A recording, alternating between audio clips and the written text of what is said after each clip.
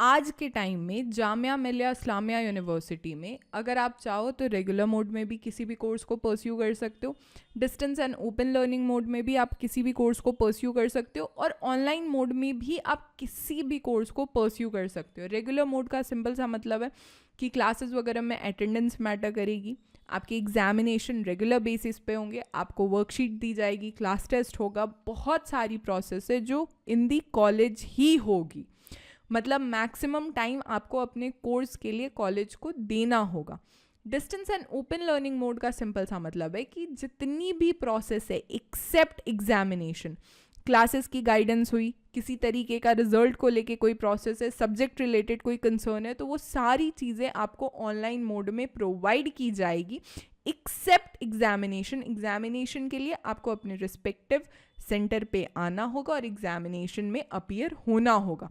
Online learning mode में simple सा मतलब है कि जितना भी प्रोसेस है ना, सारा का सारा प्रोसेस आपका ऑनलाइन मोड में कंप्लीट होगा, चाहे वो रिजल्ट हो, चाहे वो सब्जेक्ट गाइडेंस हो, चाहे वो क्लास गाइडेंस हो, किसी भी तरीके का प्रोसेस जो है वो आपके ऑनलाइन मोड में ही कंप्लीट किया जाएगा। आज के टाइम में रेगुलर मोड में भी अंडर ग्रेजुएट प्रोग्राम हो, चाहे पोस्ट ग्रेजुएट प्रोग्राम हो, जामिया मिलिया इस्लामिया यूनिवर्सिटी प्रोवाइड करता है। Distance and open learning mode में भी सेम, अंडर ग्रेजुएट हो या पोस्ट ग्रेजुएट हो या कोई सर्टिफिकेट प्रोग्राम हो, इवन बीएड जैसा जो कोर्स है, बैचलर ऑफ एजुकेशन, ये भी ओडीएल मोड में प्रोवाइड किया जाता है।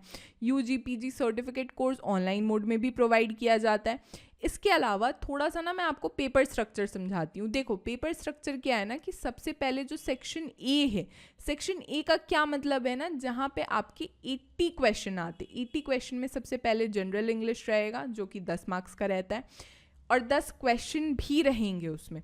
जो रीजनिंग है वो 20 मार्क्स के रहेंगे, 20 क्वेश्चन रहेगा। अवेयरनेस, जनरल अवेयरनेस का जो पेपर है वो 25 मार्क्स का है और 25 क्वेश्चन उसमें रहेंगे। टीचिंग लर्निंग एट स्कूल जो है ये आपका 25 क्वेश्चन है, 25 मार्क्स का रहेगा। यहाँ पे आप देखोगे कि 80 क्वेश्चन जो है ना ये आपको मिलेगा पार्ट ए में, और इसके अलावा जो पार्ट बी है ना इसमें आपके 20 क्वेश्चन रहेंगे जो आपके डोमेन स्पेसिफिक रहेंगे। बेसिकली ग्रेजुएशन में जो आपने सब्जेक्ट पढ़ा है सेम सब्जेक्ट के क्वेश्चन को, जो कि 20 क्वेश्चन रहेगा, उससे आप अटेम्प्ट करोगे। पेपर जो है वो ऑफलाइन मोड में होता है, और इसके ना डिटेल सिलेबस को मैं एक बारी समझाती हूँ आपको।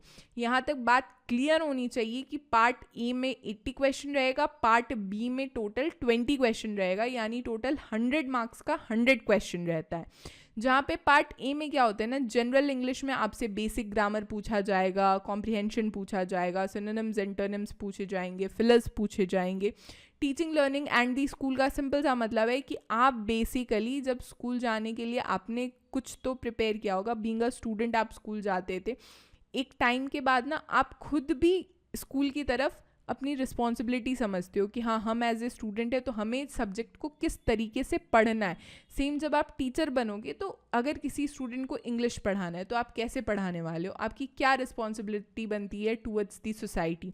Development of the teacher education in India में क्या आप समझ पा रहे हो कि जो टीचर एडुकेशन फील्ड है जहाँ पे बीएड होता है, एमएड होता है, आईटीईपी के कोर्स परस्यू किए जाते हैं, पीएचडी इन एडुकेशन होता है, इसका किस तरीके से डेवलपमेंट होने चाहिए। इंक्लूसिव एजुकेशन, अगर मान लीजिए आपके क्लास में कोई विकलांग बच्चा है, कोई डिसेबिलिटी वाला स्टूडेंट है, तो क्या आप उसे अलग से समझाओगे, ये आपको देखना होगा। रीजनिंग में क्या सवाल आएगा, कैलेंडर, आज यानी मंडे को अगर 7 सितंबर 2024 है तो 8 सितंबर 2025 को कौन सा डे होगा, इस टाइप के सवाल पूछे जाएंगे। कोडिंग के सवाल पूछे जाएंगे, एनालॉगी का सवाल पूछा जाएगा। जनरल अवेयरनेस में क्या है कि हिस्ट्री, ज्योग्राफी, पॉलिटिकल साइंस से सवाल रहेंगे। सेम अगर मैं पार्ट बी की बात करूं स्टूडेंट, तो पार्ट बी में ना इंग्लिश, हिंदी और उर्दू भी इंक्लूड होता है। इस बात को आपको समझना होगा। उर्दू का क्या मतलब है कि अगर आपने अपने ग्रेजुएशन में उर्दू को एज अ मेजर पढ़ रखा है तो फिर आप उर्दू के क्वेश्चन अटेम्प्ट करोगे। इसके अलावा इंग्लिश, हिंदी के सवाल आप अटेम्प्ट करोगे, सोशल स्टडीज़ के सवाल अटेम्प्ट करोगे, मैथमेटिक्स के सवाल अटेम्प्ट करोगे, और साइंस के सवाल आप अटेम्प्ट करोगे। बेसिकली यहाँ पे नेगेटिव मार्किंग जो है ना ऐसा कुछ नहीं है। 100 क्वेश्चन में अगर कोई सवाल आप गलत कर देते हो, जैसे 100 क्वेश्चन है ये मैंने आपको अभी बताया, तो 100 क्वेश्चन में कोई सवाल गलत हो जाता है तो नेगेटिव मार्किंग आपकी नहीं होगी। ठीक है। किसी भी तरीके का कोई भी डाउट है ना स्टूडेंट्स, तो अभिलाष सर खुद टीचर एडुकेशन फील्ड से रिलेटेड हर 4th संडे वेबिनार मीट करते हैं, जहाँ पे सर टीचर एडुकेशन फील्ड में किस तरीके की जॉब डायनामिक्स है सारे डाउट्स को क्लियर करते हैं, जिसकी अपडेट आपको हमारे टेलीग्राम ग्रुप पे मिलती रहेगी। टेलीग्राम ग्रुप की जो लिंक है टीचर एडुकेशन रिसोर्स, वो डिस्क्रिप्शन बॉक्स साथ ही में कमेंट में भी पिन है। कोर्स से रिलेटेड किसी भी तरीके का कोई अपडेट हो, कोई डाउट हो, तो आप व्हाट्सएप ग्रुप को भी ज्वाइन कर सकते हो, जिसकी लिंक मैंने नीचे डिस्क्रिप्शन बॉक्स साथ ही में कमेंट में भी पिन कर दिया है। For further information you can also visit our website www.delhibytes.in। Google Play Store से आप हमारे एप्लीकेशन डेली बाइट्स को भी डाउनलोड कर सकते हो। थोड़ी सी एलिजिबिलिटी को ना मैं एक बारी समझाती हूँ। एलिजिबिलिटी काफ़ी सिंपल है, 50% मार्क्स होने चाहिए आपके बैचलर डिग्री में, किसी कारणवश नहीं है तो और समय रहते आपने मास्टर डिग्री परस्यू कर लिया और उसमें 50% स्कोर कर लिया, देन इट इज़ फाइन। क्या यही एक एलिजिबिलिटी पर्याप्त है? नहीं। इसके साथ ही में आप किसी रजिस्टर्ड स्कूल में ट्रेंड टीचर होने चाहिए, ठीक है। यानी आप वहाँ पे आपकी जो टीचिंग है वो कंटिन्यू होनी चाहिए।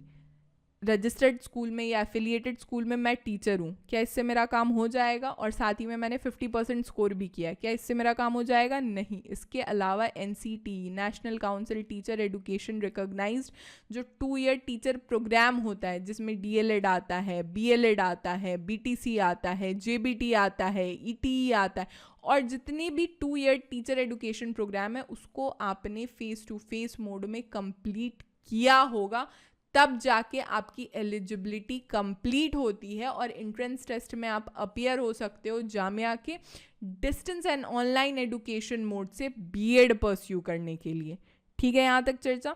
अब देखो NCT National Council Teacher Education recognised course कौन कौन से होंगे? DLED होगा, BLED होगा, BTC होगा, ये आपको चेक कर लेना होगा। ठीक है, यहाँ तक चर्चा। इसके अलावा किसी भी तरीके का कोई डाउट है तो again I am mentioning do join our WhatsApp group. और PYQs हमें कहाँ से मिलेंगे? बेसिकली जामिया का जो PYQ है, जामिया BEd डिस्टेंस BEd का, तो उसके लिए सिंपल सा तरीका है, हमारे एप्लीकेशन को जैसे ही आप डाउनलोड करोगे ना, तो वहाँ पे आपको BEd एंट्रेंस एग्जामिनेशन का टाइल्स मिलेगा। वहाँ पे जामिया वाले सेक्शन पे आपको जाना है डिस्टेंस BEd पे, और वहीं पे आपको प्रीवियस ईयर क्वेश्चन पेपर जो है वो आपको अवेलेबल हो जाएगी।